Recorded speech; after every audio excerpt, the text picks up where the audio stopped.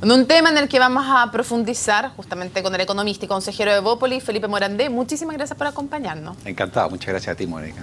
A ver, en términos generales, ¿cuál es su opinión sobre esta reforma laboral? Si es que fuera aprobada, ¿cómo está hasta ahora? ¿Qué le preocupa la reforma laboral? ¿Y qué le parece bueno? Si es que algo le parece bueno.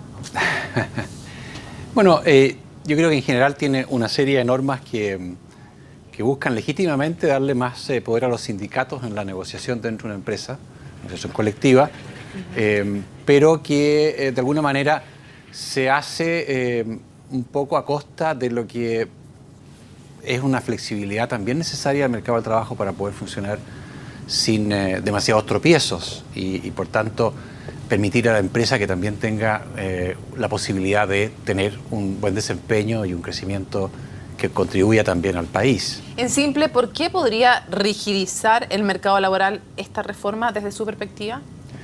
Bueno, ciertamente le da algo así como una especie de poder monopólico al sindicato dentro de una empresa en términos de la negociación. ¿Por el tema de la titularidad sindical? Por la titularidad sindical y porque además le da, por efectos de impedir el reemplazo en huelga, interno o externo, también mayor poder, porque la huelga en ese caso es una situación mucho más crítica para la empresa. Pregunta, ¿no está bien que quienes asumen los costos de una huelga sean los beneficiarios de lo que se consiga en dicha huelga? Bueno, los trabajadores que van a huelga sí asumen un costo, es verdad, pero también se ha dado en la práctica un beneficio, que es el bono por término de conflicto, que se ha ido haciendo bastante habitual. Que a veces es para todos en la empresa. Es para todos, sí. Por eso le digo. Pero también es poco usual que los trabajadores que han estado en huelga reciban algún descuento en su sueldo. Normalmente las empresas conceden pagar el sueldo y también da este bono de términos de conflicto. O sea, ¿usted diría que hoy día para los trabajadores que van a huelga no hay costo en la práctica en Chile? Hay un costo que tiene que ver con el hecho de sacrificarse en términos de estar ahí en la calle con bombo y platillo. Hay un costo también en términos en fin, el estrés que significa un conflicto. Eso no es innegable. Pero eso no significa que por esa razón entonces quienes no están sindicalizados no tengan el derecho a recibir los beneficios que se negocien colectivamente. O sea, ¿usted diría que no hay más costo que el desgaste de estar parado fuera de una empresa y de someterse a una negociación? ¿Que no hay costo laboral asociado a una huelga, diría usted, para los trabajadores hoy día en Chile? Para los trabajadores hay un costo, ciertamente, pero también hay un costo para la empresa. No olvidemos que una huelga es una situación crítica que implica a la empresa tener que no solo interrumpir, en el caso que se apruebe esta ley, las operaciones posiblemente, sino que también, y por esa razón, significa una caída en sus beneficios y en la posibilidad, sobre todo, de dar empleo a personas que hoy día no lo tienen en la propia empresa. Para usted, en este proyecto, con las famosas adecuaciones necesarias, ¿eso es un reemplazo interno encubierto o no? Pudiera serlo, si es que los contratos que se firman entre empleadores y trabajadores definen ampliamente las funciones que puede realizar un trabajador. Porque en ese caso ese trabajador podría hacer de junior, de secretaria, de aseador, de guardia de seguridad, por ponerlo así en términos generales. El gobierno ha señalado que además se requiere una cierta habitualidad en esas funciones. Principio de habitualidad. Claro. En ese caso lo que probablemente va a pasar es que va a haber algún grado de rotación de los trabajadores dentro de distintas funciones al interior de la empresa en tiempos normales, de modo de prever que en caso de una huelga pudiera asumir otras funciones que la que está haciendo en el último momento en que se estalla la huelga. ¿Usted cree que esa va a ser la estrategia de los empresarios si se aprueba así la reforma? ¿Rotar de sus roles a los Estoy especulando. ¿Pero cree que podría ser una alternativa? Podría ser una opción y siempre que además los contratos que se firmen contemplen la posibilidad de que esta persona haga más de una labor. Polifuncional. Polifuncional es la palabra que se ha usado, es verdad. Pero es cierto, digamos, es una manera en que se podría bypassear el espíritu de la norma. Pero por otro lado, si esto no se hace, ¿verdad? Y los contratos son muy estrictos en definir las funciones y habitualmente hacen solo una cosa, entonces no hay ninguna posibilidad de reemplazo. Ahora, ¿qué le parece el tema de la negociación interempresas? Que en verdad no es negociación interempresa propiamente tal, sino que son los sindicatos interempresas que negocian, pero negocian para, es lo que ha explicado el subsecretario hoy día, se lo escuchaba, va el sindicato interempresa y negocia, pero solo para esa empresa en específico. No es que negocie un contrato como colectivo para todas las empresas, o sea, negocia empresa por empresa en realidades diferentes. Esa Sí. fórmula de negociación que no es la clásica interempresa, sino que negociación representado en el fondo por un sindicato interempresas, ¿qué le parece? Bueno, la virtud que tiene esa propuesta, sí que se aplica bien, es que los trabajadores de cada una de las empresas que reciben este apoyo del sindicato interempresa van a estar mejor informados de qué es lo que está pasando en empresas similares. Pero a su vez, también ese puede ser un problema en el sentido que empresas que son similares, por ejemplo, en número de trabajadores, pero muy distintos en términos de la actividad en que están inmersas, pudieran no tener las mismas necesidades o capacidades de obtener los mismos beneficios que otra empresa que puede estar con el mismo número de trabajadores, pero en un rubro muy distinto. Entonces, existe esa posibilidad de que esto se distorsione y termine siendo de verdad un problema para el funcionamiento de la empresa. Raya para la suma, esta reforma laboral, a su juicio, aparte del efecto que mencionó en un comienzo de rigidizar el mercado laboral, ¿qué efectos cree que va a tener económicos? Bueno, mira, los estudios señalan en general que cuando los sindicatos adquieren más poder a raíz de una ley que se implementa para estos efectos, en un comienzo los efectos más visibles son un incremento promedio de la renta de los trabajadores, con lo cual se consigue el objetivo que se persigue, pero de quienes de los trabajadores que tienen empleo.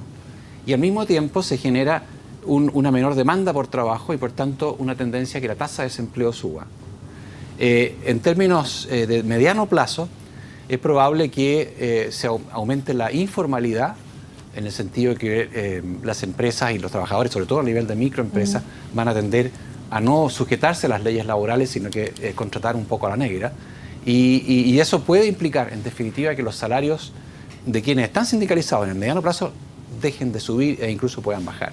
Entonces los efectos no son necesariamente coser y cantar, como señala, por ejemplo, la CUT, de que aquí van a aumentar los ingresos de los trabajadores y por tanto vamos a resolver el problema de la distribución del ingreso. Yo creo que eso está muy lejos Nuestra CUT de tampoco parece que conseguirse, le gusta la reforma. Tampoco están pero contentos con la reforma. por las razones opuestas. Ellos querrían otra cosa, querrían un sindicato interempresa, por ejemplo, que de verdad negocien con distintas empresas al mismo tiempo. Lo quiero llevar a un tema completamente distinto. Usted fue ministro del gobierno del expresidente Sebastián Piñera y quiero conocer primero su juicio respecto a lo que hemos conocido, este intercambio de emails entre Patricio Contese y el entonces senador Pablo Longueira, que después llegó al gabinete del expresidente Piñera. Bueno, visto tal como lo han presentado los medios de prensa, ciertamente que es reprochable. No es algo que uno quisiera ver en el funcionamiento de una institución importante como el Congreso Nacional. No es algo que uno quisiera ver, ¿verdad?, que las empresas que son afectadas por la regulación estén escribiendo las leyes que les afectan. Es impresentable. Pero ciertamente también hay que esperar a que haya un examen de la prueba que sea más acucioso que el que aparenta a primera vista. O sea, ¿usted no comparte que con esos antecedentes se dé una opinión como la del exministro secretario general de la Presidencia, Cristian Larroulet, que dice que el proceso legislativo fue impecable? Yo entiendo que lo que dice Larroulet es que la impecabilidad está en el hecho de que ellos tomaron la opinión de distintos senadores y enviaron, sin saber que en el caso de Pablo Longueira esto venía redactado por Sokimich, y enviaron esta propuesta. Este es un artículo transitorio, no es el cuerpo central de la ley. Pero bastante importante, pero en fin. La impecabilidad tiene que ver con el hecho de que se siguió un proceso que tomó en cuenta la opinión de distintos senadores, incluyendo la de Lagos Weber, y que por lo demás, en este caso, entiendo yo que se tomó una norma que venía de la época del gobierno de Lagos, cuando se implementó por primera vez el royalty minero. Está bien, pero cuando uno ya sabe que hubo un artículo redactado al pie de la letra por una empresa para beneficiarse a sí misma y que entró finalmente a un proyecto de ley, ¿es como para calificar de impecable el proceso legislativo? Bueno, yo creo que hay un grado de ingenuidad en términos de no saber cuál es la fuente final de quien redactó esa indicación. Pero él lo está diciendo hoy, con el conocimiento de que se introdujo ese artículo sin decírselo, además, según hasta ahora sabemos, a él. ¿Se puede calificar de impecable un proceso legislativo en que se introdujo de parte de un senador una norma redactada por una empresa sin decir que venía esa empresa? Entiendo yo que la RULE no sabía que venía la empresa. En ese sentido... ¿Es impecable no saber de dónde venía un artículo? O sea, a la luz de los antecedentes de hoy día y sabiendo que se introdujo ese artículo, ¿es para calificar el proceso de impecable? O decir, no, en verdad parecía impecable, pero no lo fue. Mira, mi experiencia como ministro me indica que en general todos los parlamentarios, cuando tienen un interés específico sobre un proyecto de ley, porque está en su área, porque está en su interés general del legislador, introducen indicaciones a los proyectos de ley y vienen redactadas de una manera tal que denotan que hay ahí detrás un especialista que es el que las redacta. Y por tanto, uno como autoridad ejecutiva ve las indicaciones, algunas de ellas las apoya, otras no, ve el mérito que tienen, se discuten en la comisión correspondiente y después lo que sale de ahí se discute en la sala.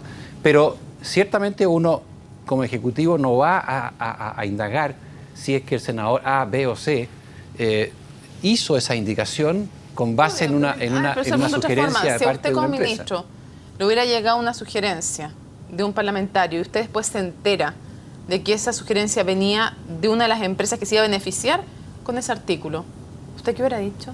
¿Se hubiera sentido cómo? Bueno, me habría sentido un poco mal, ciertamente, porque no es lo que corresponde. ¿Se hubiera sentido engañado? Si no le dicen de dónde viene el artículo que le están proponiendo como idea. Me hubiera sentido un poco, sí, me habría sentido como ingenuo respecto a no haber averiguado esto, pero también de repente uno supone que la gente tiene buena fe y buenas intenciones. Por eso, ¿qué hubiera pensado de ese parlamentario? Bueno, que no fue la manera más correcta de hacerlo, pero en su momento había una confianza que se tomó en cuenta para poder despachar esa indicación tal como salió. ¿Cree usted que Pablo Longueira traicionó la confianza que tenían en él los ministros del gabinete de Sebastián Piñera que recibieron su sugerencia, sin decirles que era de SQM? Yo creo que esa parte de la historia revela que no fue del todo correcta la actuación de Pablo Longueira en este aspecto. No he revelado la fuente de la indicación. ¿Eso es traicionar la confianza de un ministro? ¿No decirle dónde viene la indicación? Digamos que no es estéticamente valorable. ¿Y éticamente?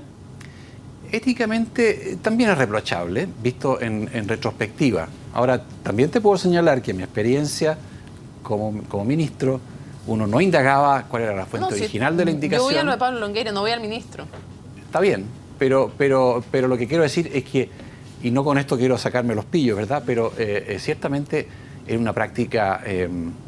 si no habitual, por lo menos que se veía, en el sentido de que muchas sugerencias o indicaciones que presentaban los parlamentarios venían a su vez propuestas por quienes tenían un interés específico. A mí me tocó el caso del Transantiago, por ejemplo, con los operadores de buses, que indirectamente uno sospechaba que hacían presión para que se presentaran ciertas indicaciones en un proyecto de ley que tuvimos que impulsar para regular el transporte público urbano. El hecho de que cercanos a Pablo Longueira hayan recibido 730 millones de pesos de SQM, ¿le agrega gravedad? Sí, le agrega gravedad, sin duda. ¿Por qué? Bueno, porque es irregular de todo punto de vista que un parlamentario en ejercicio reciba tal cantidad de recursos, aunque fuera en forma indirecta, de una empresa que está que es sujeta a regulación, que tiene tratos con el Estado y que, en fin, pudiera entonces de esa manera querer influir en la actuación que tiene el parlamentario. Para cerrar, ¿echó de menos una condena ética de parte del expresidente Sebastián Piñera, que solo dijo, esta fue una estupenda ley, era la ley que nosotros queríamos, pero nunca condenó ni pareció molesto tampoco con el hecho de que un parlamentario hubiera introducido, sin decirle, parece a sus ministros? Yo siempre digo parece, porque es el antecedente que conocemos ahora y es lo que dicen, estamos haciendo fe de lo que dicen los ministros entonces, la RULE, que lo hemos escuchado hablar, digamos. Están los correos, pero estamos haciendo fe, quizás fue las únicas conversaciones, que no hay conversaciones en otro lado, que no hay nada más. Entonces, si eso es cierto, y tomando esa versión, entonces, ¿usted no echó de menos una condena ética de parte del expresidente Sebastián Piñera? Porque una cosa es lo que digan los tribunales. Si esto es cohecho o no, es un tema de los tribunales, pero que no se le avise a sus ministros, a los ministros de su gobierno, de dónde viene una indicación y termina convertida en ley, ¿no echó de menos una condena ética de parte del expresidente? Mira, yo creo que es posible plantearlo de esa manera, pero también hay que pensar que la indicación que se aprobó no tuvo un efecto en términos de lo que se recaudó para los fines que tenía el proyecto. Entonces uno puede decir, esta indicación a lo mejor lo que está haciendo es de verdad poniendo justicia en términos, por ejemplo, el tratamiento tributario de los mineros nacionales. Pero también se podría haber pedido más a cambio esa invariabilidad. De hecho, el proyecto original del gobierno de Sebastián Piñera no concedía invariabilidad a los que no tenían convenios previos. No lo concedía y ese proyecto no prosperó en el Congreso, donde el gobierno no tenía mayoría parlamentaria. A menos que ese güey sea el padre Hurtado y quería ponerse y sacrificarse y aportar a Chile, y por eso introdujo el artículo, para perjudicarse. No, por supuesto que no. Ciertamente que lo que sugiere Sokimich va en su beneficio. Así como en el caso mío, por ejemplo, las indicaciones de ciertos senadores y diputados beneficiaban a los operadores de buses, o en el caso de telecomunicaciones, a las empresas de telecomunicaciones que se oponían al tema de la colonización. Quiero saber si echó de menos o no esa condena ética por parte del expresidente Sebastián Piñera. Bueno, yo creo que es complejo, de alguna forma, también hacer un juicio ético de lo que dijo el expresidente, porque en su opinión, acá lo que importaba era el bien mayor que se quería conseguir, que era la recaudación tributaria para la reconstrucción del país. O sea, el fin justifica los medios. No necesariamente, y no toda la gente va a actuar igual que él, Okay. pero es una prerrogativa que él tiene también como político. Muchísimas gracias por habernos acompañado en el CNN Chile analizando la reforma laboral, pero también algo que de alguna manera le toca de cerca porque usted participó en ese gobierno, no en este proceso legislativo, pero sí en ese gobierno. Muchas gracias. Gracias a ti. Hacemos una pausa y ya regresamos.